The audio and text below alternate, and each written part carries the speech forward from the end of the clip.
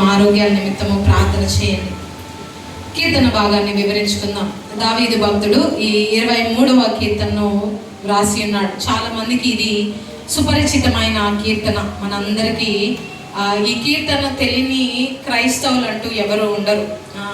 కంఠస్థం వచ్చిన కీర్తనలో ఇది ఒక ప్రాముఖ్యమైన కీర్తన. అయితే దావీదు భక్తుడు ఈ కీర్తనను రాస్తూ యెహోవా నా కాపరి, నాకు లేమి కలుగదు అని అన్నాడు. ఇక్కడ కీర్తనకారుడు తనను తాను గొర్రెగా చూసుకుంటూ దేవుణ్ణి కాపరిగా పోలుస్తూ ఉపమాన రీతిగా ఈ మాటను రాశాడు. యెహోవా నా కాపరి, నాకు లేమి కలుగదు. చిన్నపిల్లలు ఈ కంఠవాక్యం నేర్చుకునేటప్పుడు యెహోవా నా కాపరి, నాకేమీ కలగదు అని అంటారు.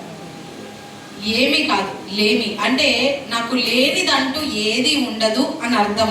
దేవుడు కాపరిగా